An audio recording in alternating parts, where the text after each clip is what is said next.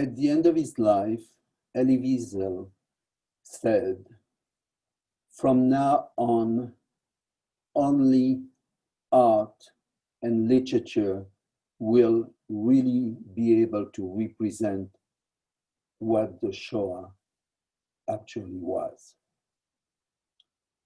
Laurent Saganovich nous offre aujourd'hui un roman qui touche exactement à la représentation exacte et sensible de l'horreur des camps. Son roman, Le temps des orphelins, décrit l'arrivée d'un jeune rabbin de l'armée américaine aux portes de Buchenwald et découvre l'horreur indicible, et c'est cela le mot essentiel, indicible des camps. Ce roman englobe complètement cette expérience et nous la fait revivre. Bien, je voulais d'abord, avant tout, remercier le jury qui a eu la bonne idée de couronner mon roman. J'avoue que ça a été une très grande surprise pour moi. Je ne suis pas très familier avec les prix littéraires et je disais courage parce que un roman sur la Shoah, sur l'Holocauste est toujours quelque chose d'éminemment, entre guillemets, casse-gueule, à la fois pour le romancier et pour le lecteur. En fait, moi, quand j'ai commencé ce livre, je savais que j'allais à l'échec. C'était totalement assumé. Je pense très sincèrement que la littérature, le langage, ne pourra jamais restituer avec l'exactitude nécessaire ce qui s'est passé à l'intérieur des camps de concentration, ce qui pouvait bien se passer dans la tête des déportés. Donc, je savais que j'allais à l'échec, mais pour autant, je trouvais que cela valait le coup. C'est-à-dire, je pense qu'il est du devoir désormais des romanciers de ma génération et puis de celle à venir de s'attaquer à l'innommable, même si il faut savoir que nous allons échouer.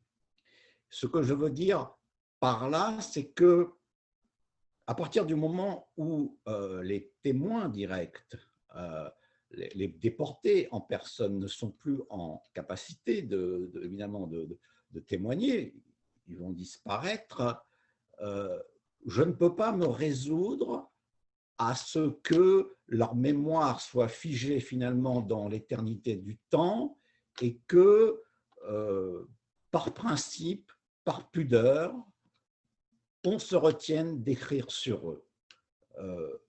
Je trouve qu'il est du devoir d'un romancier ou d'un romancier juif de surcroît de s'attaquer à cet indicible, à ce tabou.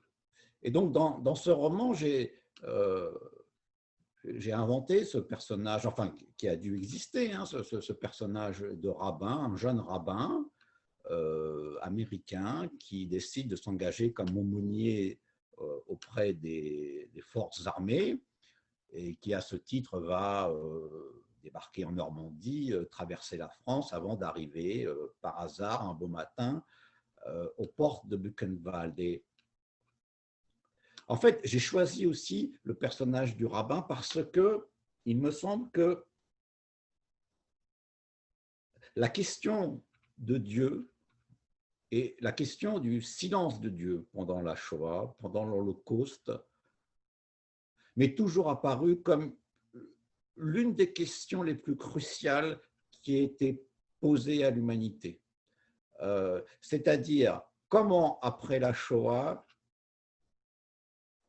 continuer à concilier la foi avec ce spectacle intolérable d'hommes et de femmes livrés à la pire des barbaries sans que jamais un dieu quelconque n'intervienne. Et il me semble que cette problématique est au cœur de l'histoire de l'humanité, est au cœur de notre identité à nous, et qu'elle nous interroge d'une manière extrêmement profonde et dérangeante sur ce que nous sommes, sur ce que nous pouvons penser, sur ce que nous pouvons créer dans un monde qui semble être désormais un monde sans Dieu possible. Voilà ce que j'ai essayé de faire à travers ce roman. Et donc, je remercie évidemment le jury d'avoir eu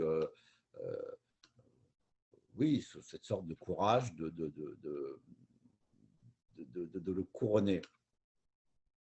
Alors, j'ai essayé de dire quelques mots en anglais. I would like to say a few words in English. I'm sorry because I am Canadian, but first I am French. I was born in Paris, and as you can know, French people are the worst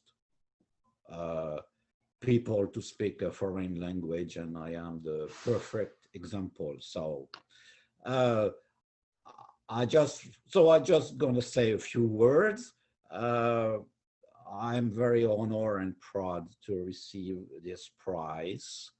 And I was telling in French then when I start this novel, who took place inside the concentration camp of Buchenwald. When I started it, I was totally aware that it was going to be a total failure. I mean by that it is impossible with the only help of the literature of the world to transcribe and to describe with exactitude the mental landscape of the victim of the Holocaust. But still, I do think that it is our duty to us, modern novelists, to try. Even if we're going to fail, it doesn't matter. We have to try, because otherwise these people are going to stay forever in a kind of silence. And we have to give our support, our voices to make them exist again and again. And the other thing who is inside, at the heart of the book, is the confrontation between a man of faith.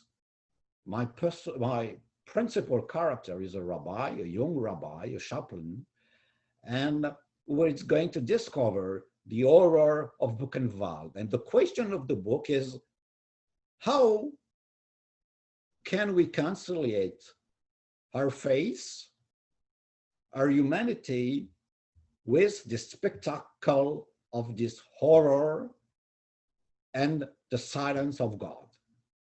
So, as you can imagine, it's a very, very funny book. And if by any chance there is a publisher on the other side of the screen who will be interesting to read it and maybe, who knows, translate it, I will be delighted to send you a copy. Well, thank you very much, and that's it.